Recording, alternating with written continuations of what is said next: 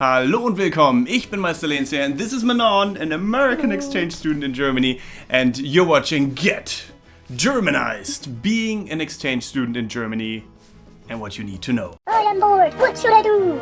Ich weiß.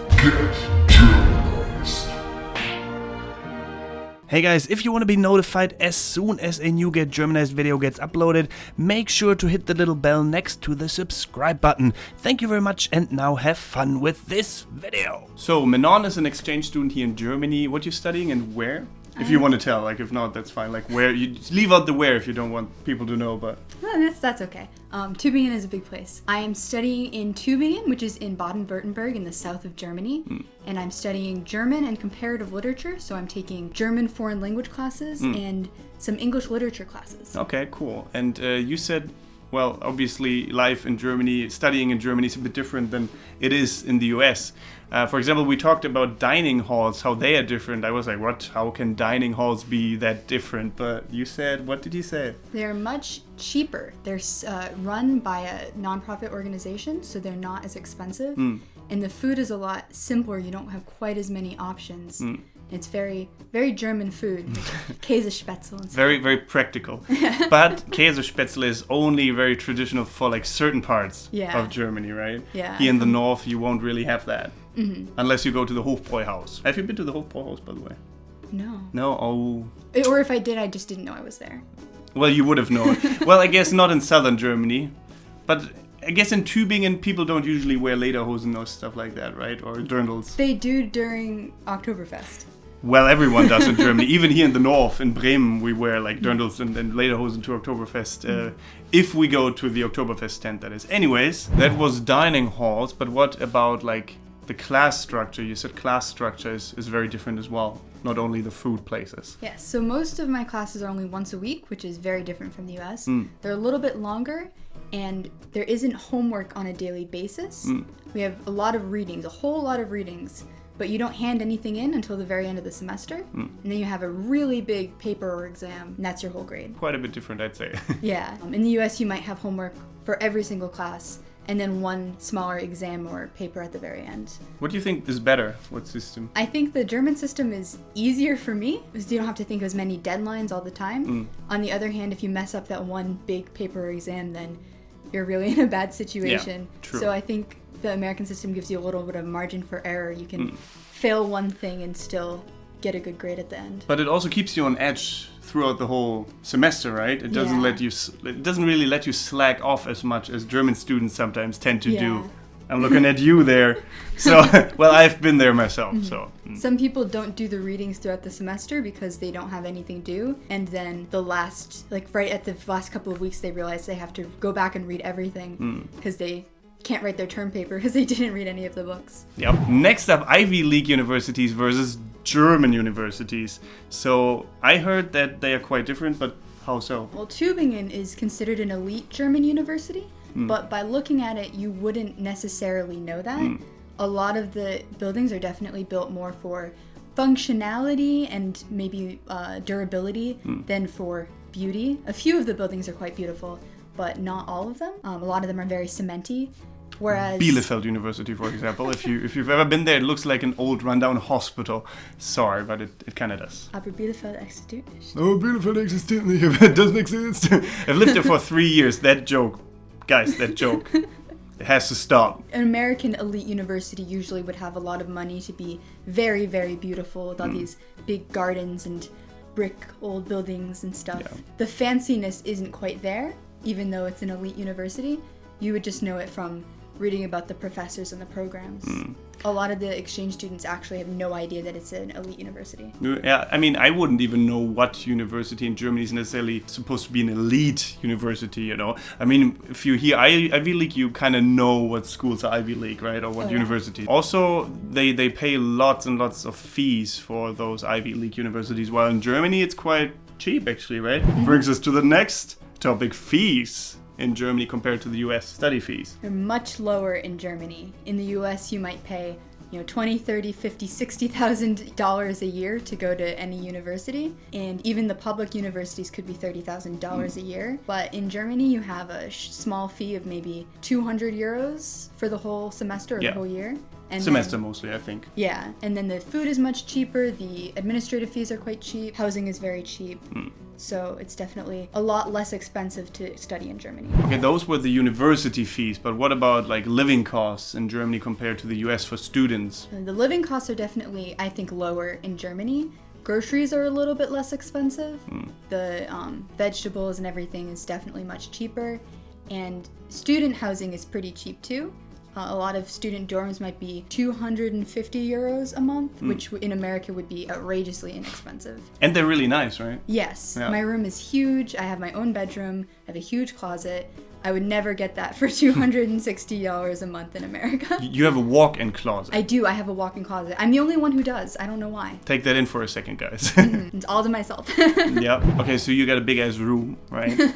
But do. also the dorms are quite different, aren't they? They're very different. In the US, I shared a bedroom with another girl, and then we had a big hall bathroom that about 40 different people used, and like a common room to hang out in. And we had one kitchen for the whole building of about 100 people. No shit. And we never really ate there because we just went to the dining halls. Whereas in Germany, I have my own bedroom. I don't share it with anybody. I share my kitchen with 6 other people. And then I have a big bathroom with 2 toilets and 2 showers and 4 sinks. And that's between the 6 people. Yeah, that's nice. So probably you like Germany's system better then. Yeah, it's a Yeah. little less social because I only have 6 people that I'm interacting with. Yeah. Whereas in America, I'd have like the whole building of 100 people that I could get to know. Yeah. Well, I mean, that's a different video. We're going to film another video actually in a second, but like about Germans being social or not so social, to be precise, right? So check that out as well. I'll link it in the video description. Next up, the course sizes. What is up with that? Like apparently it's a little bit different, but not too different. I think the seminars in Germany are a little bigger than they would be in America. There's about 40 people in a class, whereas in the US, I think I'd have between 12 and 20 in a similar class. But I don't have any big lectures in Germany, but I think the big lectures are probably about the same. Well, I used to have big lectures. They definitely exist, but they're not as common. Like the smaller courses are more common, I think. And also always depends on obviously how many people decide to take that course in that semester. If it's like a big class of 30 to 40 people, or if it's just 15 or 20 or whatever. So, but not only the course size is different, but also how you choose the courses is a little bit different in America. In the United States, I would choose my courses online, and I'd choose them maybe 6 months before the semester would start, so very, very early. Whereas in Germany, I didn't get to choose my classes until after I'd been in Germany for a while because I had to register at the university. And I ended up choosing courses after all of them were full and just emailing professors asking to let me be in their classes. And everybody said yes, luckily. But that's because you're an exchange student, right? German Yes. students usually decide a little bit early on as well. That's why all the courses were full, probably. Yeah. Yeah. But they still were able, some people were able to just ask the professor to let them in, and that worked for a lot of people. Well, so it's just an official kind of thing, or the course is full, but you can kind of get in if you're nice to the professor. I think the professors have a lot of power over their classes. As they should, I suppose. Yeah. Unlimited power! Star Wars. I got into one class just by showing up in the professor's office. Oh, I and- thought you wanted to say something else. By showing. I got did in not- one of the I classes. did not get into any classes by showing any professors any All right, not part of anything. my body. I didn't say that. I meant like especially good homework you did for another course. I mean, actually, that would probably work in Yeah. some classes, but no, I just Don't know what you're thinking about. I just showed up in a professor's office and asked to be in his class, and he said yes. That's nice. That's very nice. German professors. I think they like a little bit of enthusiasm. Yeah, that people actually want to be in their class, you know, Yeah. please. Not like many students like, because in my class or in my course back then, there were lots of people who you could obviously, like you could tell that they didn't want to be there. They just were there for the points, and that's about it. Enthusiasm is obviously always good, but what's not so good is leaving class early. If you got into the class, then you should sit through it all, because in Germany, well, professors don't take too how do you say that? Well? Don't take too well. Yeah, to that. No, they don't. You definitely would get called out for leaving a class early. So if you have to, you should definitely tell your professor at the beginning of class. I think on the other hand, it's a little bit easier to get away with being late. Oh yeah, I don't think like many people get called out as much for being late. Because the professors are happy that they show up, you know, at all. I mean, it might be different from university to university, obviously. We're just talking about our experience, which is like 2 different universities, so. On the other hand, you get more time to get to class. In my university in Tübingen, the official class time is like on the hour, but the class itself starts 15 minutes later. So you actually don't show up at the time it says on the official course description. The class starts 15 minutes after. Well, it's sometimes hard to be on time anyways, because in some cities, all the different buildings for different like departments of the university are at like different parts of the city, right? So, for example, zum Beispiel, one of the departments for biology could be there, and then your next course is for your minor, which would be at the other end of the city. Could be, at least. You know, it's possible. There's no closed campus like you might have in the US. The university buildings are just spread throughout the city. Well, it was a little bit different for me at Bielefeld University because we had one big campus and one big building. Tübingen is like 100 buildings. I have no idea how many buildings it is, but they're all over the place. Some are very small, some are very big. Next up, semester times. They are a little bit different. Not like too much, but a little bit. The fall semester, they actually call it winter semester in Germany, and it starts at the end of October and it goes until the middle of February, and then you have about a month to hand in your final papers and everything, whereas in the US it might start in September and then go until December. And then the summer semester starts around, do you think April? Yeah, maybe. April, I don't remember. And then it goes until the end of July. So it's very different in that sense. You're actually studying at different times of year. Next up, the styles of exams that you can take, like how to get your points, right? To your credit, I guess you say. In the classes that I'm taking, you have an option. You can either do an oral exam or a term paper. It's your decision. Whereas in the US, usually you just have one thing that you have to do and it's the same for everybody. And you're actually just being graded on that one assignment. You're not being graded on all the homework you're doing throughout the semester. So I find it nice because that way I don't have to do as many things all the time.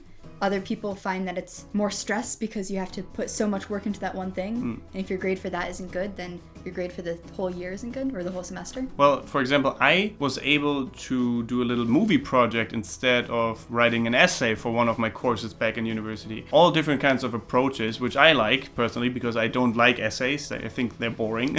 I mean, I like creative writing, but I hate academic writing. So that was always not like my favorite option. I did it if I had to, but I would rather do something creative. And last but not least, the party culture. I guess many of you guys will be interested in that as well. It is a little bit different here in Germany than it is in the US. Yes, I think people in Germany drink a little more often, but not quite as much. I think people get a little bit less drunk at parties. And and I think they are more likely to go to a club or a bar since it's totally legal for all of the university students to drink at a bar rather than house parties in America. We used to have like bar nights in the middle of the week with all my friends. We just go to a cocktail bar and have drinks. It's totally normal. Happens all the time. Even the academic departments will have their like bar crawls or their Stammtisches, where you might even run into your professors. A Stammtisch is like a certain seat that you have reserved for a certain group, or a table, not a seat necessarily. Whole group in one seat. No, but like it's a Stammtisch, like your table pretty much, like in How I Met Your Mother, where they have that booth in the restaurant and the bar. Well guys, and if you know any more things that are different about studying in Germany versus the USA, then let us know in the comments below. And obviously, if you enjoyed the video, show us by liking it. It really helps us out a lot. And subscribe to the channel if you haven't yet. And apart from that, thank you very much for watching. Don't forget to get Germanized. Goodbye and auf Wiedersehen.